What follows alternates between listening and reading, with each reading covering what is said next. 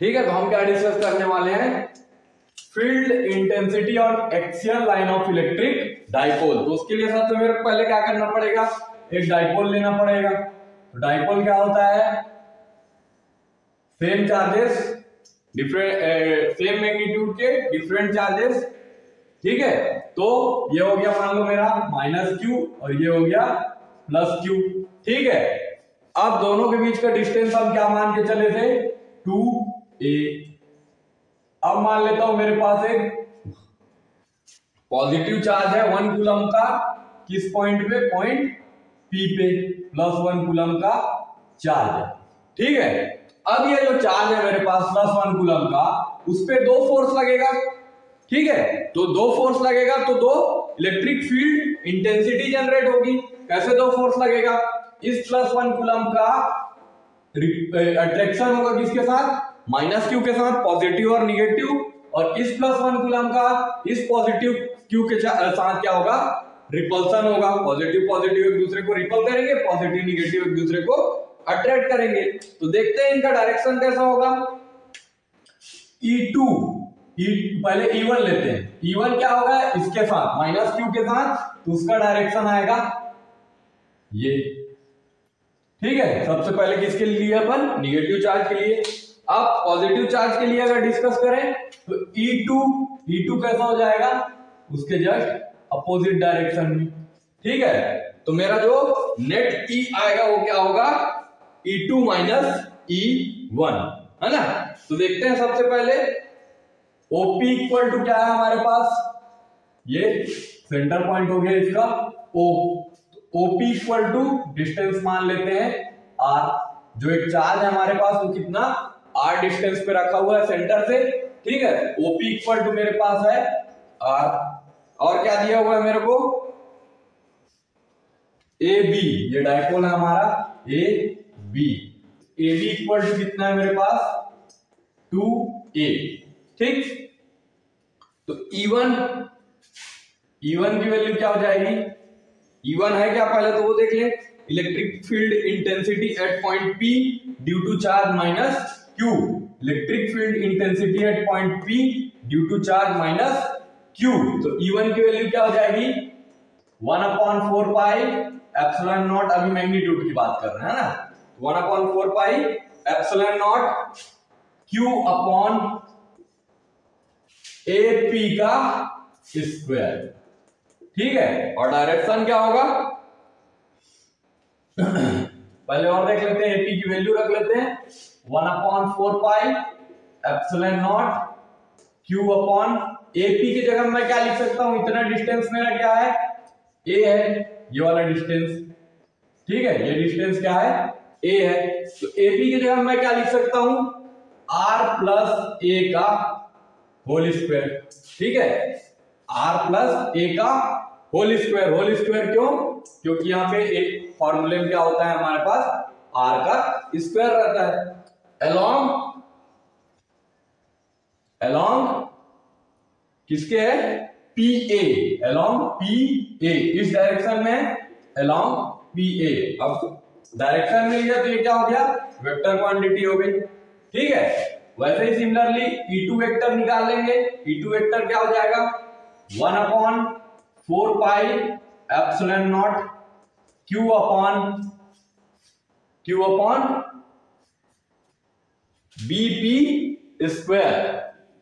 ठीक है, सॉरी ये क्या था, AP स्क्वायर था, तो ये क्या हो जाएगा, BP स्क्वायर। तो BP स्क्वायर, तो 1/4 pi epsilon naught Q upon BP की वैल्यू क्या है, R माइनस A। यहां से यहां तक का डिस्टेंस भी कितना है, A है, तो R माइनस A का होल स्क्वायर अलोंग किसके अलोंग है, BP प्रोड्यूस्ड अलोंग BP। ठीक है, E2 की वैल्यू हो गई, E1 की वैल्यू हो गई। अब नेट E जो मेरे को निकालना है तो क्या हो जाएगा, mod of E equal to mod of E2 minus mod of E1। ठीक है, तो माइनस कर देते हैं दोनों का। क्या आ जाएगा माइनस करने पे? 1/4πε0 Q upon R plus E2 क्या है? R माइनस A का whole square minus 1/4πε0 Q upon R plus A का होल स्क्वायर। ठीक है, अब 1/4πε0 और Q दोनों में कॉमन है, तो क्या करेंगे, इसको बाहर ले लेंगे। Q अपॉन 4πε0 बाहर आ गया, अंदर क्या बचा? 1/R माइनस A का होल स्क्वायर और माइनस 1/R प्लस A का होल स्क्वायर। ठीक है, देन उसके बाद आगे इसको सॉल्व करें तो क्या हो जाएगा? Q अपॉन 4πε0 ब्रैकेट, ठीक है, R प्लस A का whole square minus R minus A का whole square upon R minus A का whole square into R plus A का होल स्क्वायर, ब्रैकेट क्लोज।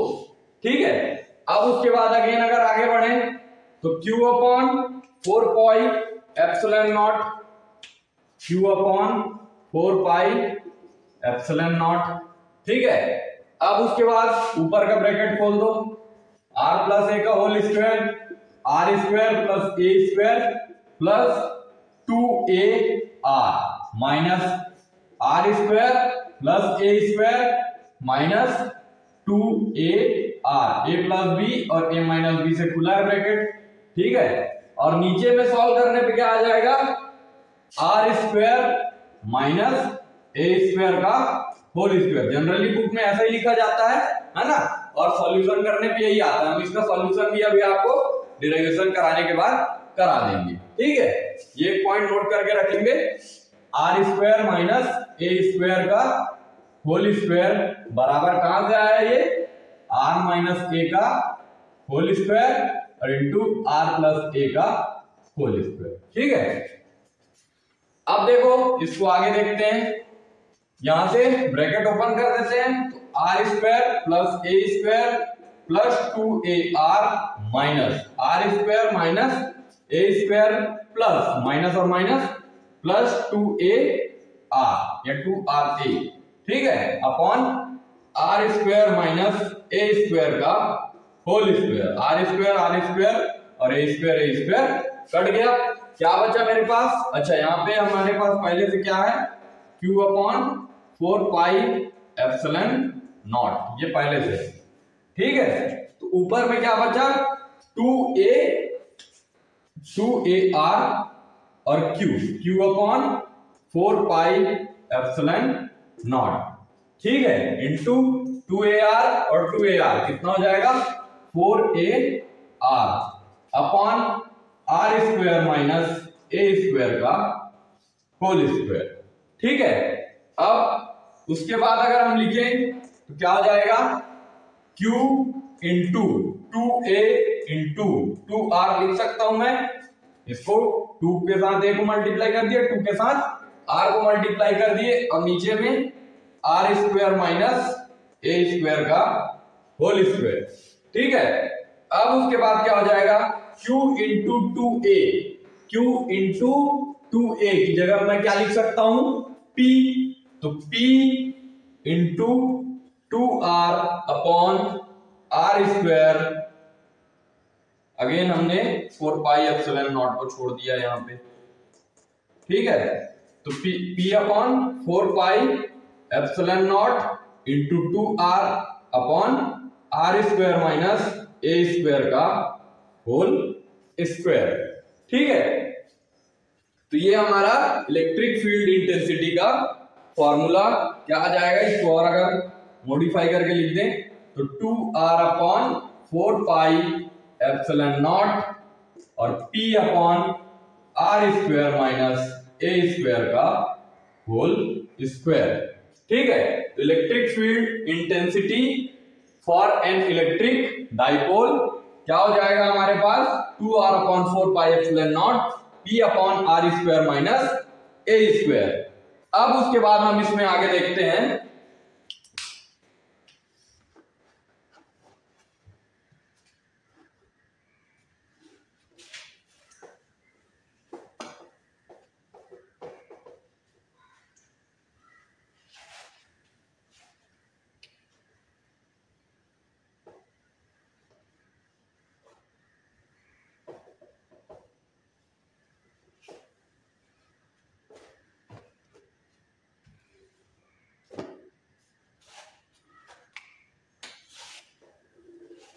ठीक है, हमारी इलेक्ट्रिक फील्ड इंटेंसिटी कितना है 2 upon 4 pi epsilon naught P upon R square minus A square का whole square.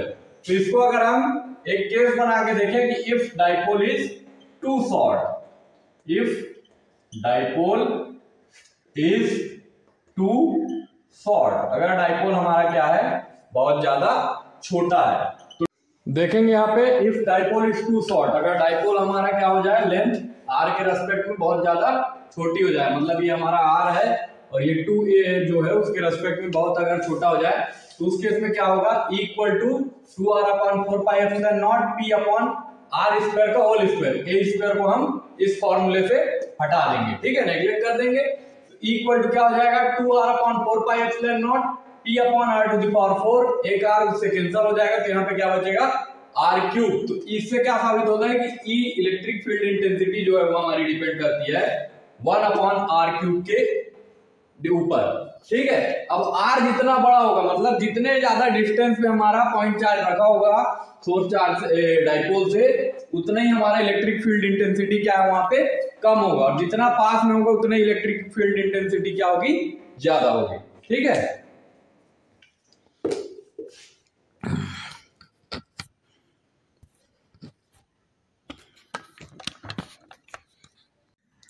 ठीक है, तो देखते हैं R square minus A square, R minus A का होल स्क्वायर और आर प्लस ए के होल स्क्वायर का क्या रिजल्ट आता है। तो क्या हो जाएगा R square plus A square minus 2a R, ठीक है, ए माइनस बी का होल स्क्वायर, और यहां से क्या आ जाएगा R square plus A square plus 2a R, ठीक। अब उसके बाद इसको हमको तीनों को मल्टीप्लाई करना है, तो आर स्क्वायर से ले लेते हैं, R square plus A square plus 2a R plus A square, तो क्या हो जाएगा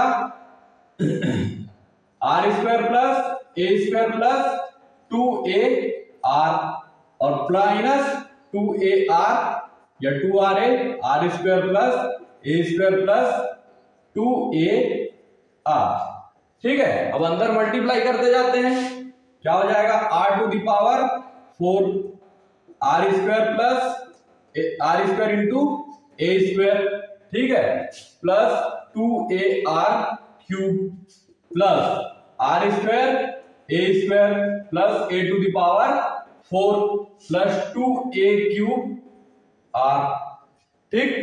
देन उसके बाद minus 2r cube A minus 2r A cube minus 2 to the 4 R square A square, ठीक है।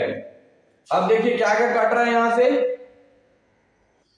2r क्यूब ए, यहां कहीं भी है 2r cube A, 2r cube A, 2r A cube 2r A cube, ठीक। और क्या क्या कटेगा, अब क्या क्या बच गया वो लिख लेते हैं, R cube R to the power 4 plus R square A square, है ना, और आर स्क्वायर ए स्क्वायर, तो 2r square A square plus A to the power 4 minus 4r square A square, ठीक है। अब 2r स्क्वायर ए स्क्वायर और minus 4r square A square क्या हो जाएगा r to the power 4 plus A to the power 4 और minus 2r square A square, ठीक है।